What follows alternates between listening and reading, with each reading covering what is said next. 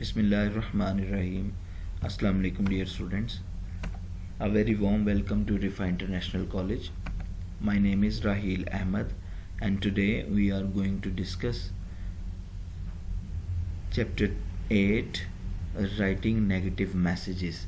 Remember dear students, it is the chapter lecture number 2 regarding chapter 8, writing negative messages, and this is semesters 2 as well. Today we are going to complete only 2 objectives. The first objective is we shall be able to describe successful strategies for sending negative messages on routine business matters. याद रखने की बात यहाँ पर ये है कि 2 तरह के यहाँ पर आज हम ऑब्जेक्टिव को डिस्कस करने जा रहे हैं और इंशाल्लाह उसको अचीव भी करेंगे, अंडरस्टैंड भी करेंगे. वो 2 तरह के मैसेज ऑब्जेक्टिव्स हैं, लेकिन दोनों बड़े ही क्लोज हैं एक दूसरे के. ये सेम स्टेटमेंट तकरीबन होगी नेगेटिव जो 5th जो ऑब्जेक्टिव होगा, लेकिन उसमें जो नेगेटिव मैसेजेस होंगे वो एम्प्लॉयज़ के लिए होंगे. ठीक है, यहाँ पर हम रूटीन बिजनेस मैटर्स की बात कर रहे हैं. ठीक है, तो उसमें ये हम मुख्तलिफ स्ट्रेटजीज़ को आज लुक आफ्टर करेंगे कि रूटीन नेगेटिव मैसेजेस जो हैं वो सेंड करते वक्त रूटीन बिजनेस मैटर्स को जो है वो कैसे लुक आफ्टर करना है. Right, so let's start the topic. Sending negative messages on routine business matters. इसके लिए याद अहम तरीन बात जो है वो आपके सामने आपकी स्क्रीन पर आपको नज़र आ रही होगी. Making negative announcement on routine business matters. It is not matters, it is matter. तो ये for an unexpected negative messages on routine matters the indirect approach is usually more appropriate. Dear students, there are 2 kinds of approaches that we normally follow in communication, in business communication, which is one is directive approach and the other is indirect approach. You people must remember the indirect approach and direct approach as we have already discussed in earlier video lecture of chapter 8, in which I described in a very detail about negative direct and indirect approach. तो indirect approach में basically ऐसा होता है कि जैसे मैंने पहले भी आपको पता ही है सारी चीज़ों का, लेकिन उसको गाइड करता चलो वंस अगेन कि इनडायरेक्ट अप्रोच में जो नेगेटिव न्यूज़ होती है उसको अब्रप्टली जो है वो फ़ौरन ही उसको खोल कर नहीं सामने रख दिया जाता, ना ही उसको बहुत ज़्यादा हाईलाइट किया जाता है, बल्कि उसको जो दूसरे हमारे पास मज़ीद मालूमात होती हैं जो कुछ पॉजिटिव भी होती हैं उसके दरमियान में रख के और ब्रेकअप करके उसको रखा जाता है ताकि उसका शॉक जो है वो यूज़र तक जो है वो ना पहुँचे, बल्कि उसकी नेगेटिविटी ना पहुँचे, पॉजिटिविटी भी जाए. फिर है rejecting suggestions and proposals. Here is also indirect approach is appropriate. Once again indirect approach is very helpful in this matter as well. Rejecting suggestions and proposals. अगर कुछ सजेशंस एंड प्रपोजल्स आपने demand किए हुए हैं और वो आपकी company के लेवल के नहीं हैं तो उसको भी रिजेक्ट किया जाता है और उसके लिए भी इनडायरेक्ट अप्रोच अप्लाई की जाती है डिटेलिंग के साथ, क्योंकि इनडायरेक्ट अप्रोच में हम सबसे पहले डिटेलिंग दे रहे होते हैं. जैसे ही ईमेल या लेटर ओपन होगा तो डिटेलिंग आएगी, उसमें लॉजिकली इवेंट्स को बयान किया जाएगा और फिर जो है वो नेगेटिव न्यूज़ आहिस्ता आहिस्ता से अपीयर होगी. उसमें rejecting suggestions and proposals particularly if you are asked for input mean to say कि आपने सजेशंस मांगी हुई हैं, required special care and tact because you need to maintain a positive working relationship. और इसमें ये भी इम्पॉर्टेंट चीज़ है कि आपने बड़ा पॉजिटिव रिलेशनशिप जो है वो उनके साथ पॉजिटिव रखना है और उनको उसको मेंटेन भी रखना है कंटिन्यूली। उसके लिए one must be a very tactful and one must be very have some special tricks in his hand to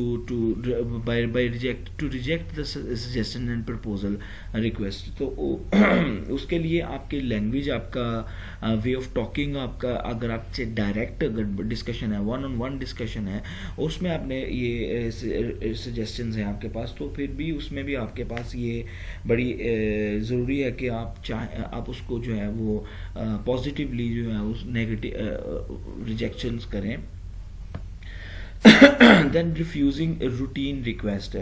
Here is direct approach works best for most routine negative message responses because it is simpler and more effective. Direct approach में, as you people know very well that we present the negative news straight away and we do not try to cover it in other information as well. We do not try to cushion the bad news among the other information or other newses।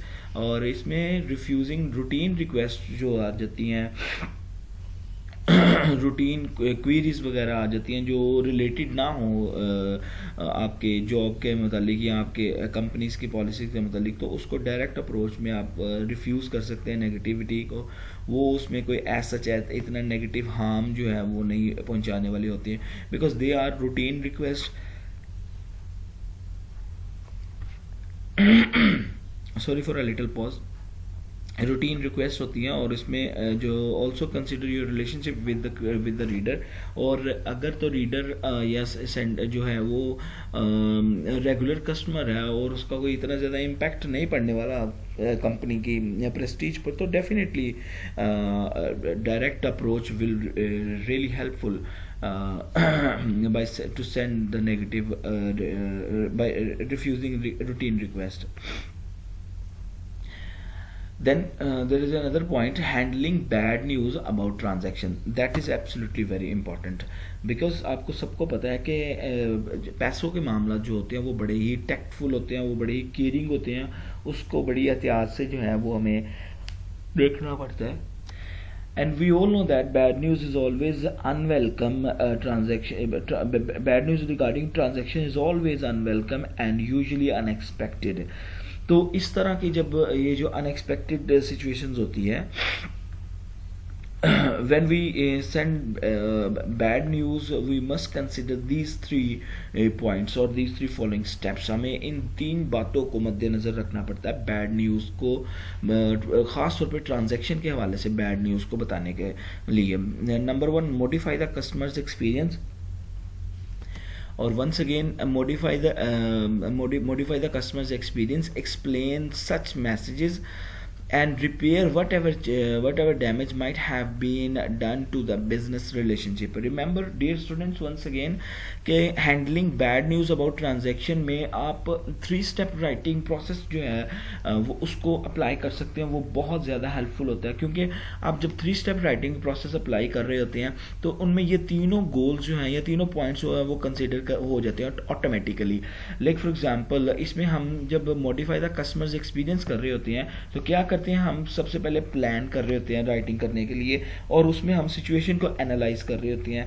फिर जो है वो हम अपने customer के हवाले से information gather करते हैं और फिर ऐसा मीडियम सेलेक्ट करते हैं जो कि राइट मीडियम होता है मैसेज सेंड करने के लिए, और फिर ऑर्गेनाइज द मैसेज करते हैं। देन ऑर्गेनाइज जब मैसेज कर रहे थे तो एक्सप्लेन सच मैसेजेस, उन मैसेजेस को अडॉप्ट करते हैं और उसके बाद जो है वो मैसेज लिखा जाता है।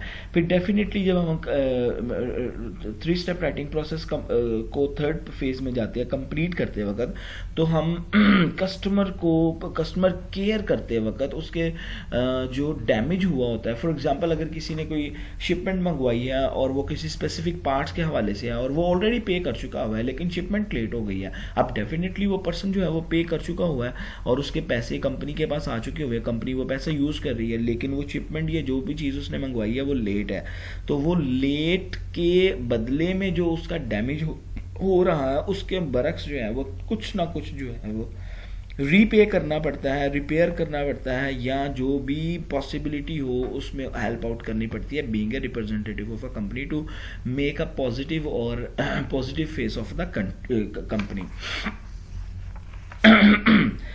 उसके बाद नेक्स्ट और लास्ट पॉइंट आ जाता है इस जो है वो ऑब्जेक्टिव का, कि refusing claim and request for adjustment. यहाँ पर भी इनडायरेक्ट अप्रोच यूज होती है, दो ही अप्रोचेस को हम फॉलो करते हैं नॉर्मली।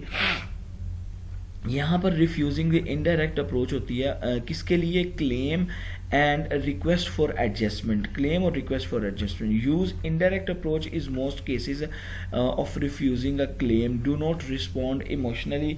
अब यहाँ पर हमारे पास जो अहम बात है वो ये होती है कि हमें इमोशनली जो है वो इन चीज़ों से अवॉइड करना पड़ता है, हमें बहुत ज़्यादा जज्बाती होकर नहीं करना पड़ता। इनडायरेक्ट अप्रोच में as you all know that हमें बात को थोड़ा सा लेंथी लेकर चलना पड़ता है, कवर अप रखना पड़ता है, और नेगेटिव न्यूज़ को जो है वो अपेरेंटली शो ऑफ नहीं करना पड़ता। इसी के अंदर refusing claim and request for adjustment में अवॉइड अब्यूसिव लैंग्वेजेस जो है वो भी उससे भी अवॉइड करना होता है। देन कंसिडर फिर provide accurate information and stick to the facts, और रियलिटी पर ही बेस करना पड़ता है, कंपनी पॉलिसी को ही मद्देनजर रखना पड़ता है। और जो एंगर है और जो नेगेटिविटी होती है वो मैसेज में जो है वो उसको लेस रखना पड़ता है, मैसेज को कंट्रोल करते, ताकि दोनों तरफ से जो है वो आर्ग्यूमेंटेशन जो है वो कंट्रोल में रहे। कम्युनिकेट ऑनेस्टली और make the reader, make the customer believe that कि you are in a favour of the customer, because company जो है और कंपनी का रिप्रेजेंटेटिव होने के नाते आपको कस्टमर का जो है वो ज़्यादा केयरफुल होना पड़ता है, खैरख्वाह होना पड़ता है, तो ही जो है वो आप बेहतर अंदाज से कस्टमर रिलेशनशिप जो है वो आपका बेहतर रहेगा उसी में, right. So let's move towards the fifth objective. The fifth objective, as I told you earlier, describes successful strategies for sending negative employment related messages. उसमें था रूटीन रिलेटेड मैसेजेस था, जो बिजनेस रिलेटेड रूटीन मैसेजेस थे, लेकिन यहाँ पर जो fifth objective है उसमें एम्प्लॉयमेंट रिलेटेड मैसेजेस को जो है वो हम आज डिस्कस करने जा रहे हैं। अब इसमें सबसे पहली चीज़ ये आ जाती है negative, sending negative employment messages. So employers को जब आपने नेगेटिव मैसेजेस जो भेजने होते हैं उसमें आपको क्या करना होता है कि उसमें चूज, सबसे पहले तो उसमें जब sending negative messages to employees भेज रहे होते हैं तो बहुत सारे आपको ये बात जहन में रखनी होगी कि बहुत सारे मामला, बहुत सारे पॉइंट्स ऐसे आ जाते हैं जहाँ पर नेगेटिव मैसेजेस जो हैं वो एम्प्लॉयज़ को भेजने पड़ते हैं। Like for example salary increase नहीं हुई at the end of the session, और लेकिन जबकि टाइम इंक्रीज हो गया हुआ है, आपकी जॉब का टाइम इंक्रीज हो गया हुआ है, ये भी एक नेगेटिव मैसेज है। फिर इसी तरह से बहुत ज़्यादा मीटिंग्स हेल्ड हुई हैं और मीटिंग्स जो हैं वो आउट ऑफ द वे जाके हुई हैं और उसके लिए एक्स्ट्रा ऑर्डिनरी टाइम जो है वो दिया गया हुआ है, लेकिन उस पर भी कोई एक्स्ट्रा पे नहीं किया जा रहा। तो ये इस तरह के मैसेजेस जो होते हैं उन पर क्या करना होता है, उन पर नेगेटिव ये नेगेटिव मैसेजेस होते हैं। जब ये इस तरह के नेगेटिव सिचुएशंस को हैंडल करना होता है तो हमें बड़ी एहतियात करनी पड़ती है। उसमें चूज योर मीडियम केयरफुली, हमें अपना जो बयान करने का तरीका होता है वो बड़ा केयरफुल होता है। उसमें डायरेक्ट भी हम बात कर सकते हैं, वन ऑन वन भी गुफ्तगू हो सकती है, उससे थोड़ा सा जो हार्मफुलनेस होती है वो उस मैसेजेस की वो कंट्रोल हो जाती है, वो कम हो जाती है। और उसके बाद जनाब email let's you control the messages and avoid personal confrontation. Sometime अगर बहुत ज़्यादा हालात ख़राब हों तो ईमेल के ज़रिए ही इन्फॉर्म कर दिया जाता है, और उससे क्या होता है कि आर्ग्यूमेंटेशन में दलाइल जो है वो गर्मी नहीं आ जाती, वो हार्शनेस नहीं डेवलप होती। One on one conversation are more sensitive and give both sides the opportunity to ask questions. जब हम वन ऑन वन मीटिंग होती है नेगेटिव मैसेज के हवाले से, तो इसमें याद रखने की बात यह है कि दोनों अतराफ से सेटिस्फेक्शन हो जाती है। फॉर एग्जांपल दोनों तरफ से सेटिस्फेक्शन की बात इस तरह से करेंगे कि आपके जो मोस्टली पॉजिटिव मैसेजेस, जो आपके नेगेटिव मैसेजेस होते हैं, वो वर्बली पूछना ज़रा आसान हो जाता है। उसमें लहजा, टोन, आपका यूज़ ऑफ वर्ड्स वो जो है वो quite easy to use while face to face talking.